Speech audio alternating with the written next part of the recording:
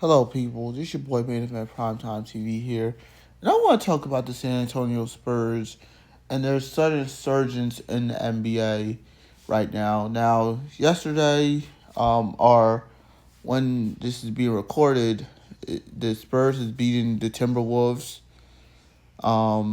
If people are mad about Anthony Edwards by dapping up the Spurs early,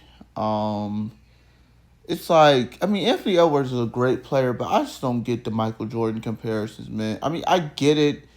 Like, there is some similarities to them, but, like, I'm not a fan of comparing modern day players or current day players to players of back in the day, particularly, like, Anthony Edwards and Michael Jordan. Like, it's just like the things that Anthony Edwards is doing is just, it's not Jordan-esque. It's like, I mean, no shade to him, but it really isn't. Like, it really isn't like I mean, he has his moments, but like, I mean, Michael Jordan wouldn't dap up the team early, like before the buzzard ends. Like I mean, like it's just like I don't want to be that type of person, but he wouldn't.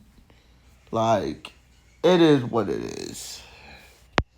San Antonio Spurs are headed to the Western Conference Finals after demolishing the T-Wolves in Game 6, 139 and 109. Keep in mind, this is the same Timberwolves team that beat a Denver Nuggets led the Jokic team. Stephon Castle, boy, did he show up. 32 points, 11 rebounds. 6 times was really good in that first quarter. I mean, Victor poured in what he needed to. And Fox, Julian Champagnie.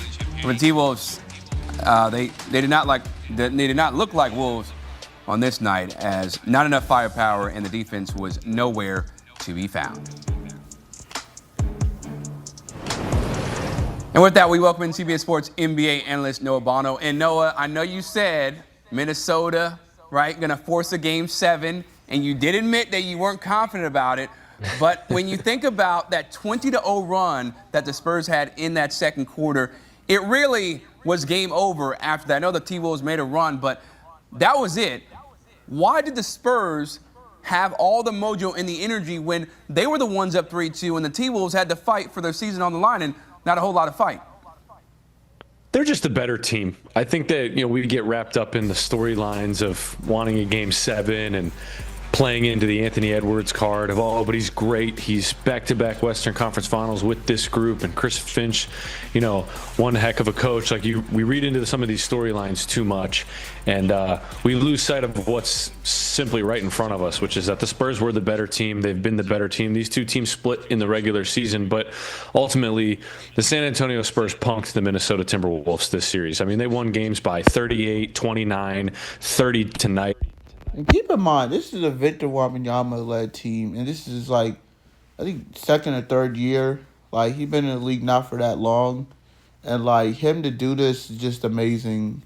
With Victor Wembanyama, him, Stephon Castle, I mean the whole gang. I mean, like, it's just, this is gonna be the future of the NBA. Like the Spurs, man, they just keep like they just keep they keep striking like the whole bowling set. Like, first they had not Duncan Robinson, the Admiral.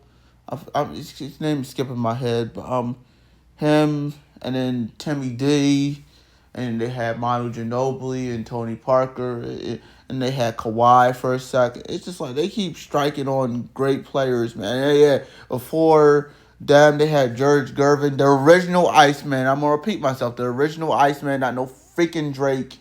Drake, he's never he's not rich. I won't say he's never original, but he's not that original. The OG Iceman. Their average margin of victory in the 4 games in this series was 26 points per game. I mean, they really made it difficult for the Minnesota Timberwolves, especially offensively. I mean, Minnesota couldn't find the ocean. Julius Randle had one of the most unfortunate series you'll ever see a former All-Star have, and that's unfortunate for him going into this offseason, and it was unfortunate for the way he played. Jaden McDaniels played. Unfortunately, I think he injured. That Anthony Edwards is dealing with those injuries in both his knees, and just ultimately was not going to be able to do it on his own. Ayo Dosunmu, Oh yeah, two of their best players is Julius Randle and the pandemic NBA starter Rudy Gobert. provided a little bit of a spark, but when you look at top to bottom what the Spurs have versus what the Timberwolves had, and DiVincenzo going down and Edwards hobbled, it was a very optimistic perspective to try to think Minnesota was going to be able to push this to a seventh game. And I know that when we talked pregame, I made it known where my heart was and not wanting to doubt Minnesota, but not feeling great about them tonight, especially how they played in Game 5.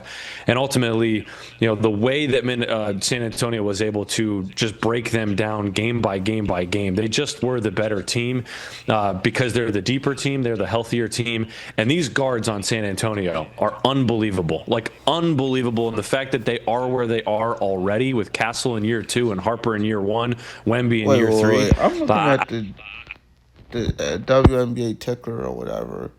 Why it says why is the LA Sparks 0-2 and they won a game? I don't know. Just the Western Conference needs to be on high alert. The Oklahoma City Thunder need to be on high alert. And we're going to get to that Western Conference Finals matchup between the Thunder and the Spurs in a bit. But let's go back to the T-Wolves here. Okay, so as they turn the page for next season, I know you brought up Julius Randle, like we're having one of his worst postseasons, definitely in this game, just 3 points on 1 of 8 shooting. Where does the Minnesota Timberwolves? I do think that not Spurs, the Timberwolves is gonna make adjustments this season. They're gonna probably get some somebody to help out Anthony Edwards. It's just when you have a dynamic player like Anthony Edwards, he needs help. And yeah, Anthony Edwards has help, but he needs somebody else too, to help Anthony Edwards. Go from here when they're trying to get back to the Western Conference Finals and then ultimately get to the NBA Finals? We got to get healthy, right? It stinks when you get to the postseason and you're not healthy and you lose DiVincenzo, who is having such a great year. And then Anthony Edwards, your best player, is hobbled. I don't know what they'll do with Julius Randle. I don't think you throw in the towel on Julius Randle. I don't. But you see it there, he's still under contract. Do you want to trade his $30 million and get off of him? Naz Reid is under contract. That's great. Jaden McDaniels as well. I see the hole for Minnesota being at the point guard position. Can they bring back Ayo Dosunmu? I don't know though how much of a point guard he will. Damn, bro. Dante DiVincenzo is about to leave, to go back to the Knicks and complete the Nova Knicks. Really be for this team. I think what they've been lacking for the last 3 years, going back to back-to-back Western Conference Finals appearance, was Mike Conley was running the show as the point guard. They drafted Rob Dillingham and then traded him in the middle of the season this year to the Chicago Bulls as part of when they got Dosunmu. And I think they've really lacked at that point guard position. It's almost kind of like what we saw with the Phoenix Suns when they brought Bradley Beal in, Kevin Durant, and Devin Booker, and they thought, hey, we'll let these 3 really good, talented scorers figure it out. We won't get them. Well, this is it's not super team era no more. It's the, we all in this together era. All you need is one or two good players, and you need good or great role players for this era. Point guard on the roster. We saw how that went. They got swept in the first round by Minnesota 2 years ago. I think that there's in a similar position of needing to bring in a really talented on-ball lead guard that can set everything else up for these guys. You know what you're going to get from Rudy Gobert. He's not great offensively. And when you have that, but you can supplement it with Naz Reid, that's important. But where are the rest of these pieces? Is Jaden McDaniels going to take another jump? Is he going to be more of a viable and reliable playoff performer? He was great in Game 6 versus the Denver Nuggets, but at what point do you get more of that consistent 20-plus points per game? Unbelievable defense, stays on the court, is in tandem with Anthony Edwards as a wing scorer. He wasn't that in this series, and ultimately, if Julius Randle, a former All-Star, multiple-time All-Stars, playing the way he's playing, that's Jaden McDaniels got to look at that situation and go, it's on me. Ant's hobbled, Julius is struggling. I don't know if it was Jaden McDaniels, but it was somebody from the Timberwolves that was gonna fight. It was either I think Denver or like the Spurs. I think it was one of those. I mean, one of those series.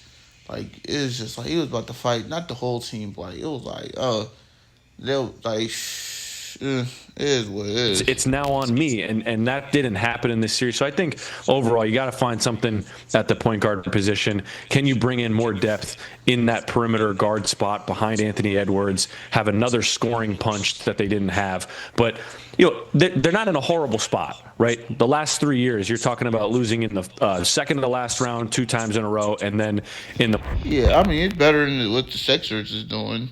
That's for Western sure. Conference semis. Like they're not in a bad spot. They're just in a really tough conference. Yeah, the Western Conference is a bloodbath. Now, when you think about this series coming up, Thunder, Spurs, we know San Antonio won the regular season series 4-1. Probably doesn't mean a whole lot. Perhaps it does. But how do you see this series playing out between the defending champs and San Antonio, who is ahead of schedule? Yep. Are you ready? But nah, to conclude this video, Spurs is head of schedule, man.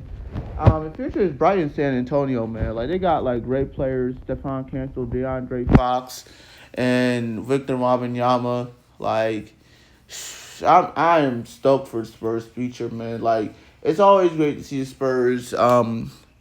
Play great basketball. But yeah, this your boy, Main Event Primetime TV. Out. Peace.